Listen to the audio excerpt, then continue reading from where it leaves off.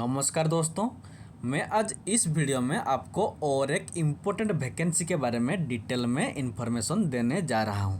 यह वैकेंसी निकल कर आया है, देखो डिपार्टमेंट ऑफ एटॉमिक एनर्जी की तरफ से ये वैकेंसी निकल कर आया है। Directorate of construction service and state management से ये वैकेंसी निकल कर आया है। तो देखो इसका जो क्वालिफिकेशन है, ये जो वैकेंसी निकल कर आया है, इसका क्वालिफिकेशन ITI पास स्टूडेंट के लिए है और डिप्लोमा पास स्टूडेंट के लिए है और BE या BTech स्टूडेंट के लिए ये वैकेंसी निकल कर आया है। ये जो वैकेंसी है, इसका एडवर्टाइजमेंट नंबर देखो DCSEM 01/2022। इसका लास्ट डेट देखो, ये ऑफलाइन वाला लास्ट डेट है 29 अप्रैल इसका लास्ट डेट है। तो ये जो वैकेंसी निकल कर आया है, तो कौन कौन सी वैकेंसी के लिए क्वालिफिकेशन क्या है, पोस्ट कितना है, आज हम डिटेल में डिस्कशन करेंगे। तो देखो जो पहला पोस्ट देखो ये वाला टेक्निकल ऑफिसर C सिविल के लिए 2 ही पोस्ट है, एक SC के लिए, एक OBC के लिए। इसका क्वालिफिकेशन देखो BE BTech सिविल इंजीनियरिंग में होना चाहिए और मिनिमम 60% मार्क होना चाहिए। और जो एज लिमिट है, SC के लिए 40, ST के लिए कोई एलिजिबल नॉट एलिजिबल, OBC के लिए 38। उसके बाद देखो टेक्निकल ऑफिसर C मैकेनिकल के लिए 1 ही पोस्ट है और इधर भी BE और BTech वालों के लिए इधर भी 60% मार्क, मिनिमम 60% मार्क होना चाहिए। और इधर एज लिमिट देखो सिर्फ OBC के लिए 38 वैकेंसी है, क्योंकि ये पोस्ट सिर्फ OBC के लिए ही है। उसके बाद देखो ये था BTech वालों के लिए। उसके बाद डिप्लोमा स्टूडेंट के लिए देखो वैकेंसी।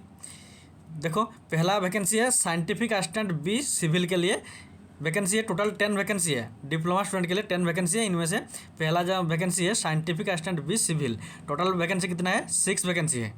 6 में से 1 है ST के लिए, 2 है OBC के लिए, 1 है EWS के लिए और 2 है जनरल अनरिजर्व के लिए। तो क्वालिफिकेशन देखो डिप्लोमा सिविल इंजीनियरिंग होना चाहिए और 60% मार्क, मिनिमम 60% मार्क होना चाहिए। वो भी मैट्रिक के बाद 3 ईयर डिप्लोमा होना चाहिए, या अगर लेटरल एंट्री होगा तो 2 ईयर का भी डिप्लोमा हो सकता है। और इसका SC के लिए एज लिमिट 30 ईयर, ST के लिए 35, OBC के लिए 33, EWS के लिए 30 और जनरल अनरिजर्व के लिए 30 ईयर एज लिमिट होता है। उसके बाद देखो जो मैकेनिकल वालों के लिए, डिप्लोमा स्टूडेंट मैकेनिकल के लिए देखो साइंटिफिक असिस्टेंट B मैकेनिकल, इधर 2 ही वैकेंसी है। तो इसका देखो क्वालिफिकेशन डिप्लोमा होना चाहिए मैकेनिकल इंजीनियरिंग में और मिनिमम 60% मार्क होना चाहिए। और ये भी मैट्रिक के बाद 3 ईयर डिप्लोमा हो सकता है, या लैटरल एंट्री 2 ईयर का अगर आपका होगा, फिर भी आप ये वैकेंसी के लिए अप्लाई करेंगे। और इसका SC के लिए एज लिमिट 30 है, ST के लिए भी 30, OBC के लिए 33 और अनरिजर्व के लिए 30 एज लिमिट है।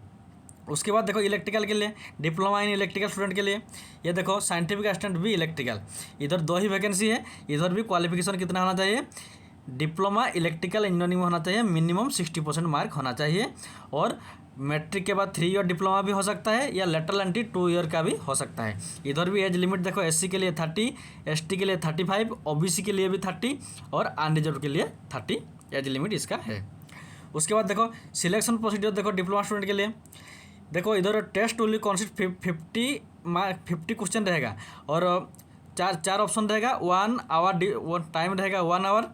उसके बाद देखो एक क्वेश्चन के लिए 3 मार्क रहेगा और अगर किसी भी एक आंसर अगर रॉन्ग होता है तो उसमें 1 मार्क डिडक्टेड होगा, मीन्स कम होगा, माइनस होगा। यह था डिप्लोमा वालों के लिए।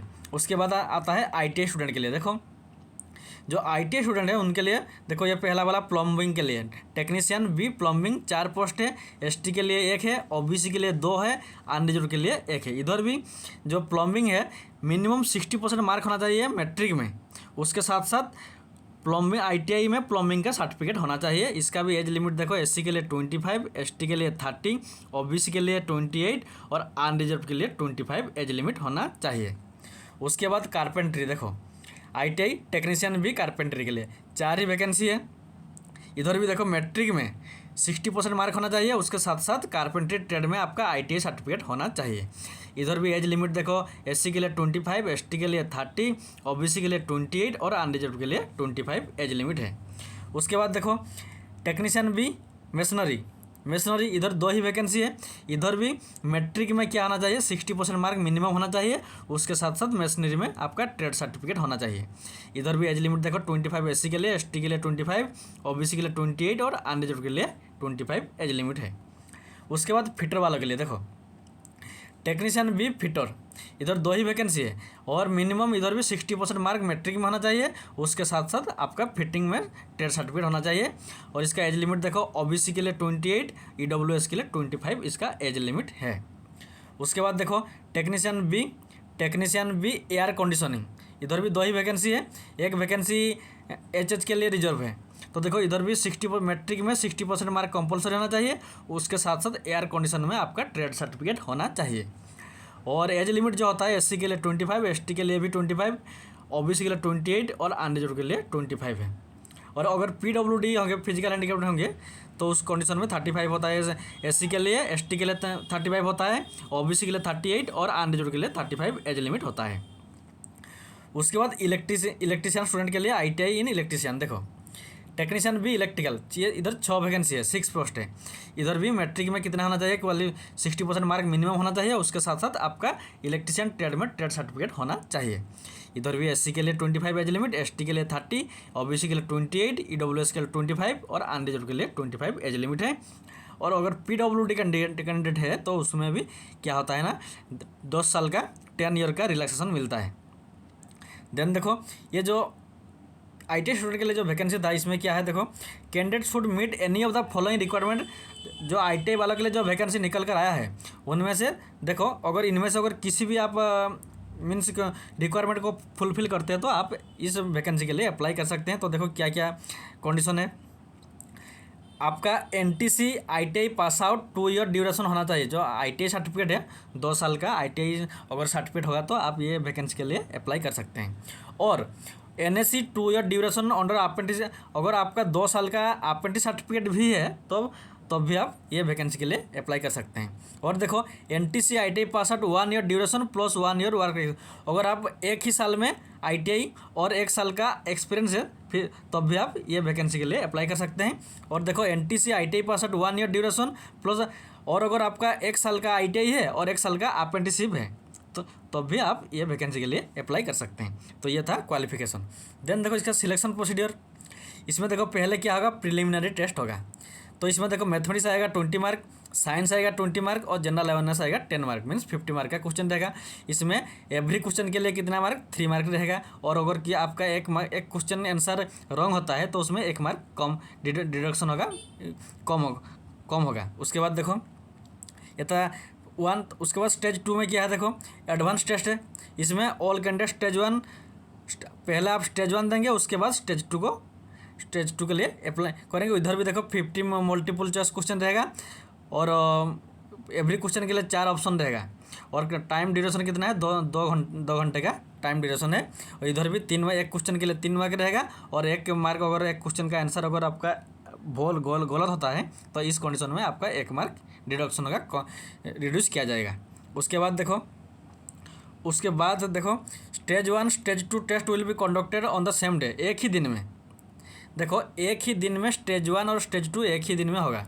उसके बाद merit list candidate will be prepared after stage 2 based upon the score obtained by the stage 2। उसके बाद स्टेज 2 में आपका कितना मेरिट है उसके मुताबिक आपको स्टेज 3 के लिए स्किल टेस्ट के लिए या ट्रेड टेस्ट के लिए बुलाया जाएगा। तो और इतना ही इन्फॉर्मेशन देना था। उसके बाद देखो ये ऑफलाइन अपर एज लिमिट पर, तो उसके बाद देखो एडिशनल बेनिफिट, ये देखो जो आप पेमेंट जो बीई या बीटेक स्टूडेंट हैं उनके लिए 500 का फ़ी होगा, फ़ी है। उसके बाद साइंटिफिक असिस्टेंट बी के लिए 300 का फ़ी है और टेक्नीशियन आईटी वालों के लिए 250 रुपये का एप्लीकेशन फ़ी है। और SC/ST